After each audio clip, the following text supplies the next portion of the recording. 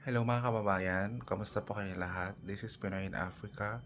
So, ngayong araw gusto ko lang bigyan kayo ng update doon sa pagpunta ko sa Ivory Coast. Sad to say po na hindi na po ako matutuloy sa Ivory Coast. Supposed to be ngayon April 18, Sabado. Dapat ito na yung flight ko papuntang Ivory Coast ng alas 2.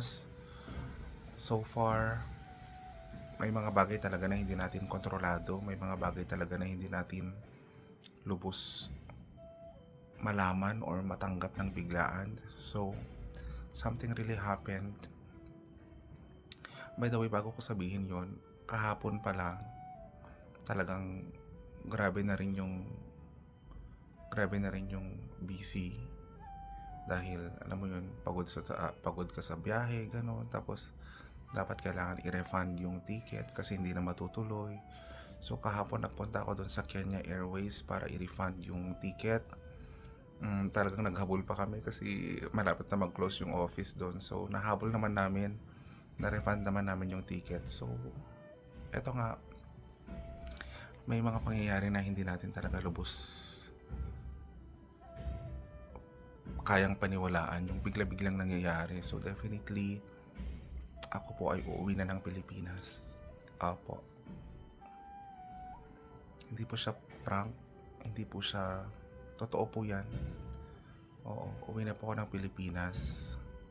I think may mga decision talaga tayo sa buhay na you have to think about it. May mga bagay talaga na ang hirap pumili, di ba? But of course, nag-abroad naman tayo dahil we come here to work, di ba?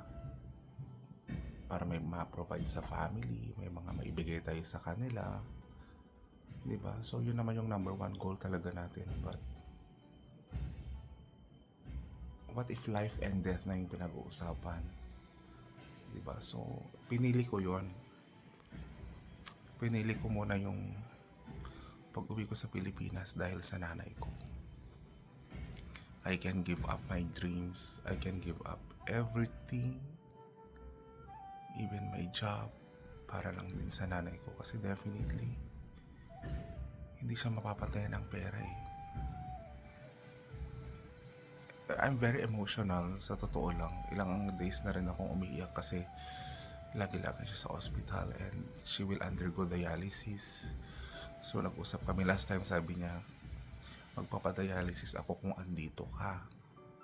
Kasi yung kapatid ko na isa hindi talaga makakauwi. So kung andito ka, magpapadialysis ako. So parang kailangan niya ng motivation, kailangan niya ng, alam mo yun, mag-guide sa kanya. Kahit ba marami kami magkakapatid, hindi naman lahat talagang matututukan siya. So uuwi ako, nag-file ako ng emergency leave. So naintindihan naman yun ng company ko. So emergency leave, ibig sabihin, ikaw mismo ang bigla ang leave. So ikaw mismo ang mag-shoulder ng ticket mo. So bumili ako ng ticket ko. I will be flying on Monday, early morning, April 20. So yun, may mga tanong din sa isip ko kung babalik pa ba ng Africa. Ganun. So I think it's for me to decide and it's for them to decide, diba? Pero I think naman, open pa rin naman yung company na tanggapin ako kasi wala akong return ticket. Wala akong return ticket sa Africa. So definitely i-check ko pa kung paano yung mangyayaring ganun kasi I will be going for emergency leave without pay. So definitely walang sahod, ganun. So yun, nag-iisip din ako kung saan ako kukuha ng pera. But I think God is always there for us, diba? Andyan naman siya parati. So dito ko rin makita kung gaano kayo ka-solid, ka-support. Paano pag yun nga, wala na ako sa Africa, what will happen to my subscribers, what will happen to my vlog.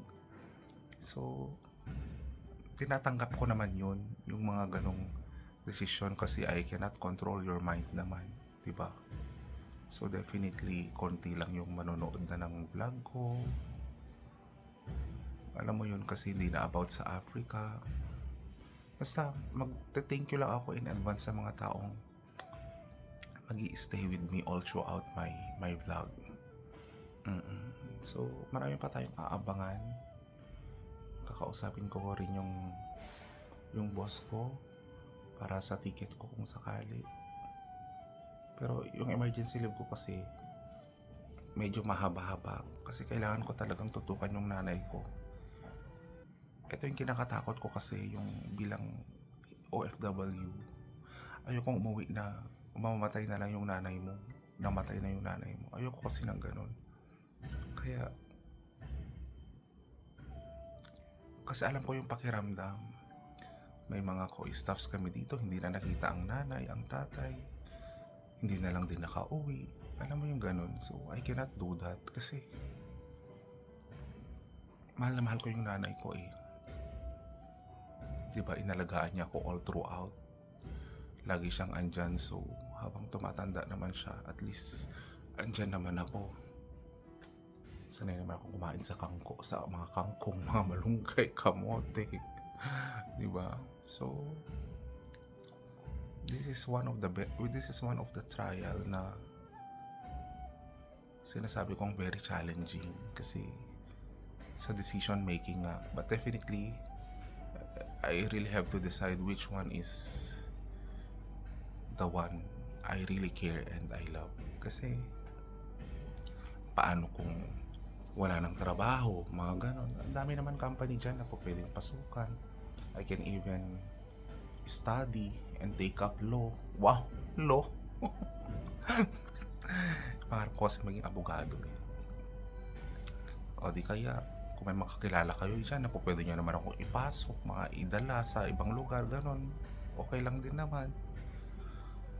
But of course, I still believe in my company. Okay, for sure naman, iniisip din nila yung welfare ko. Iniisip din naman nila yung ako bilang isang staff. Imagine, I've worked here for so many long years and you know, I did all my best pagdating sa company ko. And wala naman siguro silang masasabi about that. So, yun lang muna guys ang maibabahagi ko sa inyo. But definitely, sa mga taong nag-iisip na andun ako sa Ivory Coast, no, naiba talaga. So, pasalamat po ako sa inyong lahat sa palagi ninyong pagsusubaybay sa ating vlog. I know you feel me. Ang hirap na desisyon talaga ito. But, kapit lang tayo. Right? Oo, maraming mga nanonood ng mga OFW na nakaranas na nito, right? So, definitely, let's make the best sa bahay. Kasi gusto ko rin talaga mabigyan ng alaga at care talaga yung nanay ko. So, this has been your Pinoy in Africa saying thank you so much for always staying with me all throughout my vlog. Sana hanggang sa Pilipinas makasama ko pa rin kayo. Salamat po. Au revoir.